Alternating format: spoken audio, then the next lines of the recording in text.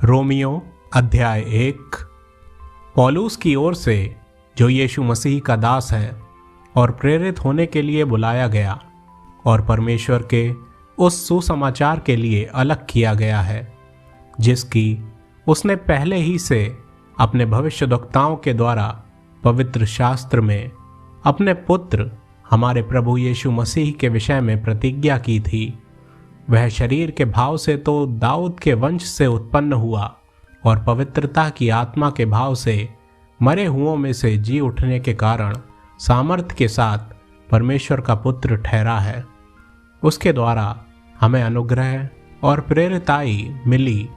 कि उसके नाम के कारण सब जातियों के लोग विश्वास करके उसकी माने, जिनमें से तुम भी यीशु मसीह के होने के लिए बुलाए गए हो। उन सब के नाम जो रोम में परमेश्वर के प्यारे हैं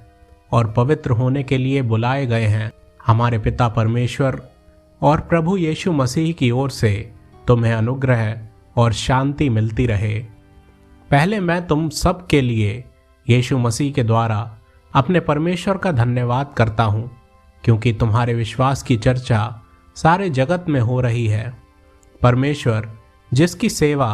मैं अपनी आत्मा से उसके पुत्र के सुसमाचार के विषय में करता हूँ, वही मेरा गवाह है कि मैं तुम्हें किस प्रकार लगातार स्मरण करता रहता हूँ और नित्य अपनी प्रार्थनाओं में विनती करता हूँ कि किस रीति से अब तुम्हारे पास आने की मेरी यात्रा परमेश्वर की इच्छा से सफल हो, क्योंकि मैं तुमसे मिलने की लालसा करता हूँ कि मैं तुम्हें कोई आत्मिक वरदान दूँ जिससे तुम स्थिर हो जाओ। अर्थात यह है कि जब मैं तुम्हारे बीच में हूँ तो हम उस विश्वास के द्वारा जो मुझ में और तुम में है एक दूसरे से प्रोत्साहन पाएं। हे भाइयों, मैं नहीं चाहता कि तुम इससे अनजान रहो कि मैंने बार बार तुम्हारे पास आना चाहा कि जैसे मुझे दूसरी अन्य जातियों में फल मिला वैसा ही तुम्हें भी मिले, परंतु अब तक रोका गया। मैं यूनानियों और अन्य भाषियों का और बुद्धिमानों और निर्बुद्धियों का कर्जदार हूँ। अतः मैं तुम्हें भी, जो रोम में रहते हो, सुसमाचार सुनाने को भरसक तैयार हूँ, क्योंकि मैं सुसमाचार से नहीं लजाता, इसलिए कि वह हर एक विश्वास करने वाले के लिए, पहले तो यहूदी फिर यूनानी के लिए उद्धार के निमित्त परमेश्वर की सामर्थ्य है, क्योंकि उसमें परमेश्वर की धार्मिकता विश्वास से और विश्वास के लिए प्रकट होती है। जैसा लिखा है, विश्वास से धर्मी जन जीवित रहेगा। परमेश्वर का क्रोध तो उन लोगों की सब अभक्ति और अधर्म पर स्वर्ग से प्रकट होता है, जो सत्य को अधर्म से दबाए रखते हैं, इसलिए कि परमेश्वर के विषय का ज्ञान उनके मनों में प्रकट है, क्योंकि परमेश्वर ने उन पर प्रकट किया है। उसके अनदेखे गुण अर्थात उसकी सनातन सामर्थ्य और परमेश्वरत्व जगत की सृष्टि के समय से उसके कामों के द्वारा देखने में आते हैं, यहाँ तक कि वे निरुत्तर हैं, इस कारण कि परमेश्वर को जानने पर भी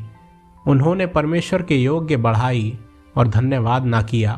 परंतु व्यर्थ विचार करने लगे, यहाँ तक कि उनका निर्बुद्धि मन अंधेरा हो गया। वे अपने आप को बुद्धिमान जताकर मूर्ख बन गए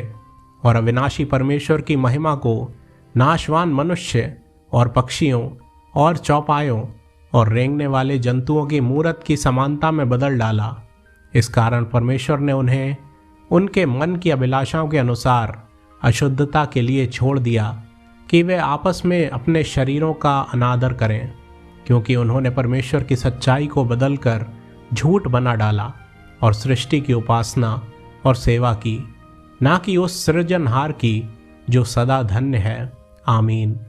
इसलिए परमेश्वर ने उन्हें नीच कामनाओं के वश में छोड़ दिया, यहाँ तक कि उनकी स्त्रियों ने भी स्वाभाविक व्यवहार को उससे जो स्वभाव के विरुद्ध है बदल डाला। वैसे ही पुरुष भी स्त्रियों के साथ स्वाभाविक व्यवहार छोड़कर आपस में कामातुर होकर जलने लगे, और पुरुषों ने पुरुषों के साथ निर्लज्ज काम करके अपने भ्रम का ठीक फल पाया। जब उन्होंने परमेश्वर को पहचानना ना चाहा, तो परमेश्वर ने भी उन्हें उनके निकम्मे मन पर छोड़ दिया कि वे अनुचित काम करें। इसलिए वे सब प्रकार के अधर्म और दुष्टता और लोभ और बैर भाव से भर गए और डाहा और हत्या और झगड़े और छल और ईर्ष्या से भरपूर हो गए और चुगलखोर, बदनाम करने वाले, परमेश्वर से घृणा करने वाले, दूसरों का अनादर करने वाले, अभिमानी, डींग मार, बुरी बुरी बातों के बनाने वाले, माता पिता की आज्ञा ना मानने वाले, निर्बुद्धि, विश्वासघाती, माया रहित और निर्दयी हो गए। वे तो परमेश्वर की यह विधि जानते हैं कि ऐसे ऐसे काम करने वाले मृत्यु के दंड के योग्य हैं, तो अभी न केवल आप ही ऐसे काम करते हैं वरन करने वालों से प्रसन्न भी होते हैं।